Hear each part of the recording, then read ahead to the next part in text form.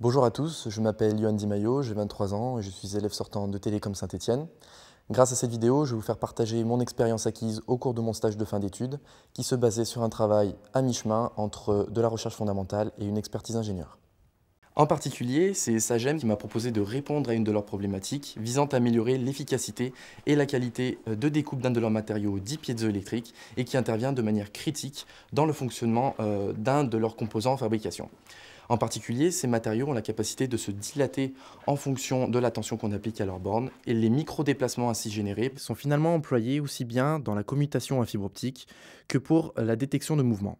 Dans ce dernier cas, on peut citer le domaine du jeu vidéo, l'engouement croissant pour la téléphonie mobile ou, à de plus grandes échelles, en aéronautique et en aérospatiale.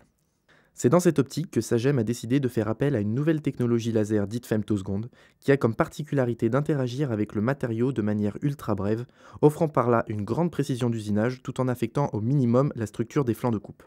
J'ai effectué mon stage de fin d'études au laboratoire Hubert Curien de Saint-Étienne et non pas dans une entreprise d'accueil, ce qui témoigne bien de mon statut particulier. À l'intersection des compétences, je me devais de transmettre à mon entreprise des résultats scientifiques concrets en vue d'améliorer une production déjà en cours de réalisation.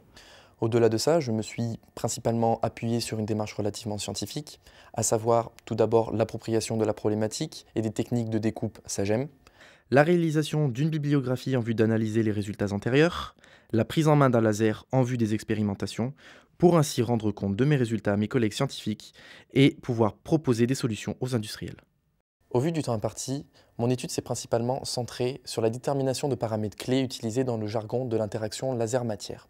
On parle alors d'énergie seuil de réaction du matériau ou encore de taux d'ablation. En parallèle, j'ai pu mettre en avant un panel de phénomènes observables et qui peuvent être nuisibles au bon fonctionnement des lames piézoélectriques. J'ai été très satisfait de mon stage car il a été très intéressant tant sur le plan scientifique qu'industriel, à cheval entre diverses compétences.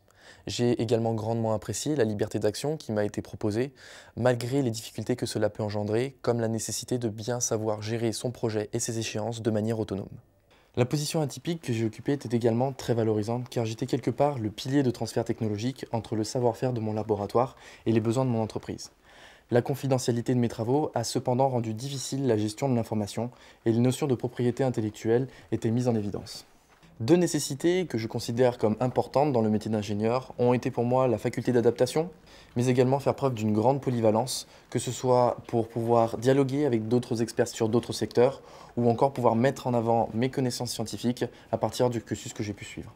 Je poursuis actuellement mes travaux en doctorat au sein de l'équipe dynamique de la plateforme femtoseconde du laboratoire Hubert Curien, tout en gardant un pied important dans l'entreprise Sagem, avec ses exigences et ses attentes. Mais je peux dire effectivement que je me plais dans cette position. Alors merci à tous.